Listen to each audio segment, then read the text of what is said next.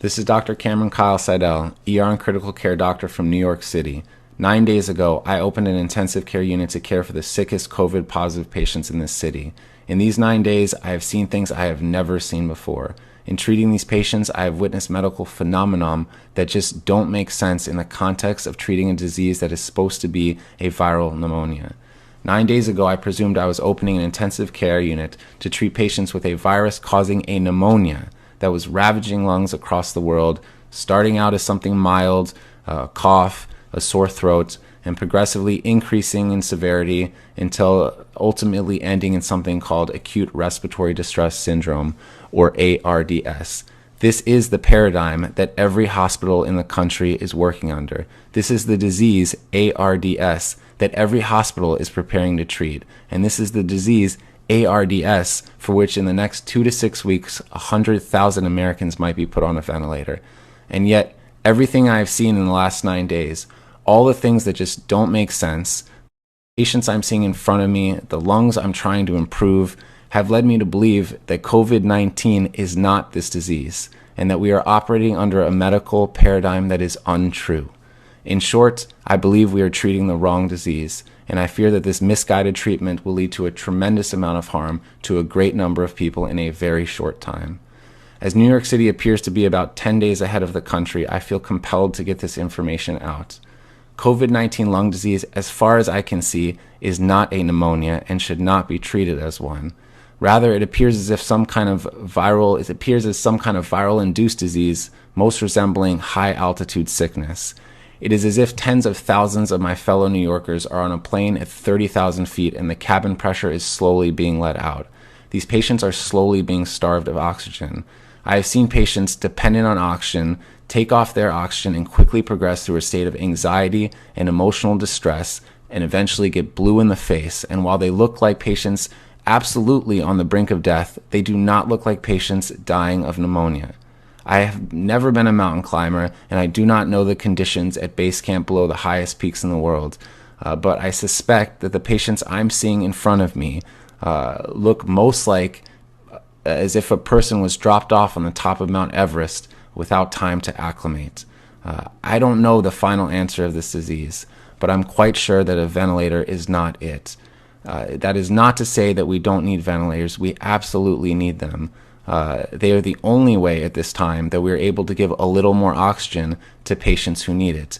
But when we treat people with ARDS, we typically use ventilators to treat what's called respiratory failure. That is, we use the ventilator to do the work that the patient's muscles can no longer do because they're too tired to do it. These patients' muscles work fine. I fear that if we are using a false paradigm to treat a new disease, that the method that we program the ventilator, one based on a notion of respiratory failure as opposed to oxygen failure, that this method, and there are a great many number of methods we can use with the ventilator, but this method being widely adopted at this very moment in every hospital in the country, which aims to increase pressure on the lungs in order to open them up, is actually doing more harm than good, and that the pressure we are providing to lungs, we may be providing to lungs that cannot stand it, that cannot take it, and that the ARDS that we are seeing, that the whole world is seeing, may be nothing more than lung injury caused by the ventilator. Now, I don't know the final answer to this disease. I do sense that we will have to use ventilators. We will have to use a great many number of ventilators, and we need a great many number of ventilators, but I sense that we can use them in a much safer way. In a much safer method. That safer method challenges long-held dogmatic beliefs within the medical community and among lung specialists, which will not be easy to overcome. But I really believe that they must be overcome. There are hundreds of thousands of lungs in this country at risk, and the time to overcome them is now.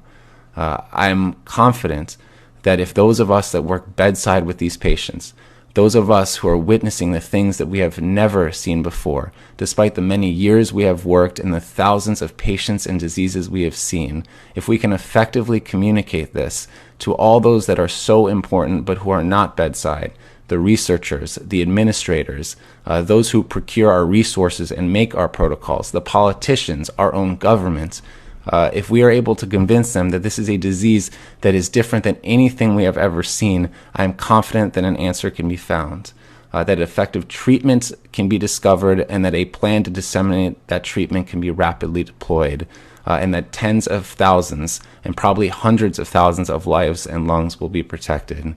The time for this is now.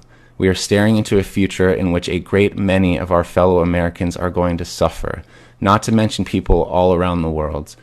For those who will not suffer directly from this disease, from the terrible human cost of this disease, for those who will not lose a family member or a friend, and there will be a great many number of people who will lose those close to them. But for those who don't, they are still going to suffer from the great economic cost of COVID-19.